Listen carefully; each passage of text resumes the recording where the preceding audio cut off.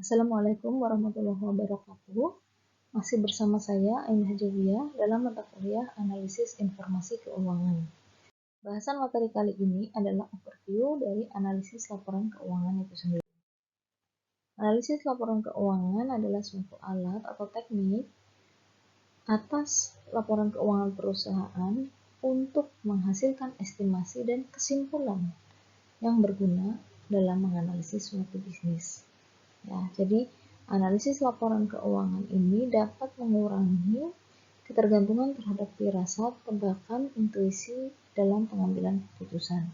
Jadi pengambilan keputusan yang ada itu didasarkan pada analisis atas laporan keuangan sehingga dihasilkan estimasi dan kesimpulan yang berguna. Gitu.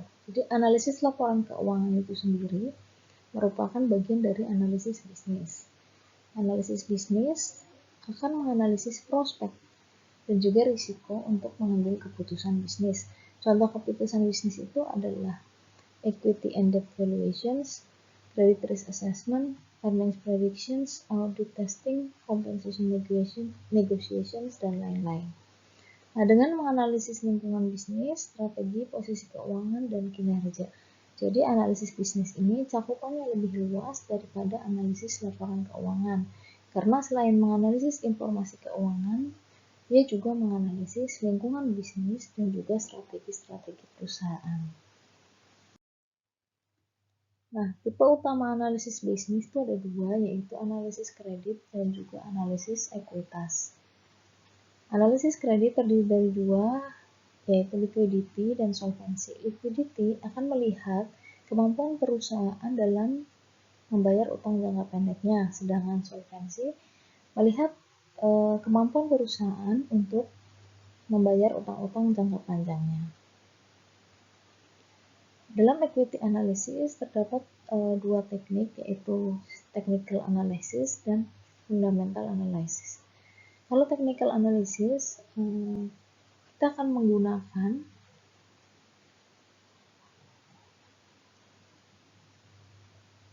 dalam technical analysis kita akan menggunakan informasi harga ataupun volume perdagangan saham di periode-periode sebelumnya untuk di-forecast ke periode-periode mendatang.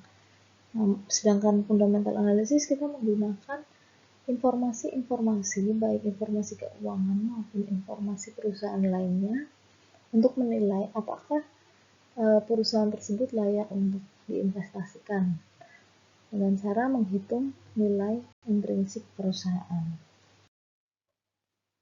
Siapa yang memerlukan analisis bisnis? Yaitu investor ekuitas, kreditor, manajer, analisis merger dan akuisisi, dan lain-lain, yang mereka akan melihat prospek dan juga risiko dari suatu bisnis itu sendiri. Nah, sumber informasinya ada sumber informasi kuantitatif dan juga sumber informasi kualitatif. Sumber informasi kuantitatif adalah laporan keuangan, statistik industri, indikator ekonomi, laporan perdagangan, dan lain-lain. Kemudian di sisi kualitatif ada diskusi dan analisis manajemen, itu yang bisa teman-teman lihat di annual report. Kemudian visi misi bisnis, pemberitaan, websites, dan lain-lain. Nah, ini adalah intrinsic value atau fundamental value sebagai bagian dari salah satu analisis bisnis, tadi bagian ekuitas, ya, yaitu untuk menilai intrinsic value atau nilai intrinsik dari suatu perusahaan. Jadi kalau nilai intrinsik adalah nilai yang ada dalam perusahaan tanpa melihat nilai pasarnya gitu. Jadi ketika nilai intrinsik itu lebih besar dari nilai pasar, maka strategi yang disarankan adalah untuk membeli saham tersebut. Sedangkan jika intrinsic value-nya itu lebih kecil, maka lebih baik menjual. Dan ketika sama, maka lebih baik hold saham tersebut. Ini adalah bagan hubungan antara strategi analisis suatu bisnis dengan analisis akuntansi, keuangan, dan perspektif. Jadi tujuan utama Untuk menilai intrinsic value itu bisa dilakukan dengan estimasi cost of capital atau biaya modal dengan prospektif analisis. Prospektif analisis itu adalah suatu analisis yang berguna untuk menentukan atau forecasting nilai intrinsik di masa yang akan datang. Prospektif analisis ini dipengaruhi oleh analisis strategi dan juga analisis keuangan. Sedangkan industri analisis dan accounting analisis dua-duanya mempengaruhi financial analysis. Nah, analisis akuntansi itu sendiri adalah suatu proses untuk menilai dan menyesuaikan financial statement atau laporan keuangan untuk dapat mencerminkan realitas ekonomi dengan lebih baik. Jadi, bisa dilakukan dengan cara membandingkan baik itu antar perusahaan maupun antar waktu. Ada masalah dalam accounting analysis, yaitu adanya manager estimation error, earnings management, dan juga distortions of business. Lanjut ke financial analysis. Financial analysis adalah suatu proses untuk mengevaluasi suatu posisi keuangan dan juga kinerja keuangan dari suatu perusahaan. Bisa dilakukan dengan 3 hal, yaitu pertama, profitability analysis untuk mengevaluasi return on investment atau pengembalian investasi, menganalisis risiko, dan juga menganalisis arus kas. Common tools atau yang sering digunakan adalah rasio analysis dan juga cash flow analysis. Lanjut ke prospektif analisis adalah suatu proses untuk memforecast future payoff atau memforecast pengembalian di masa mendatang, yaitu dari business environment and strategy analysis diturunkan menjadi accounting analysis dan financial analysis sehingga menghasilkan intrinsic value. Dinamika dari bisnis activities itu sendiri itu terdapat 3 aktivitas bisnis seperti yang saudara pelajari sebelumnya, yaitu ada investasi, pendanaan, dan juga operasi. Ya. Bisnis activities di sini bisa berupa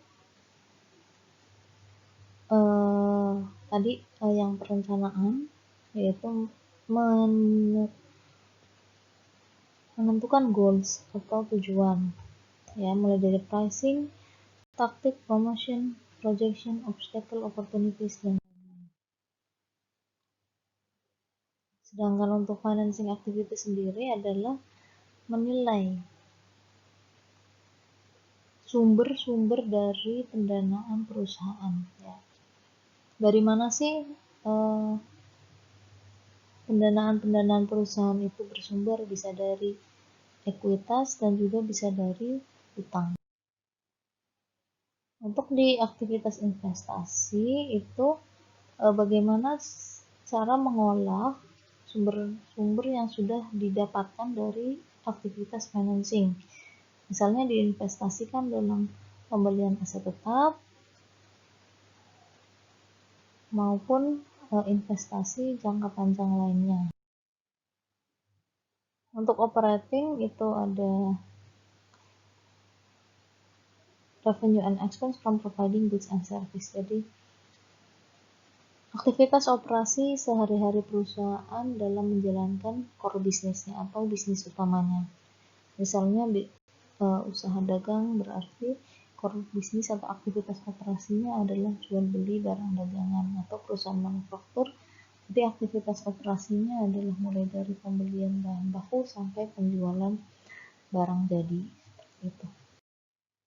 Oke, slide ini menunjukkan mengenai aktivitas bisnis perusahaan mulai dari investasi, operasi, dan pendanaan.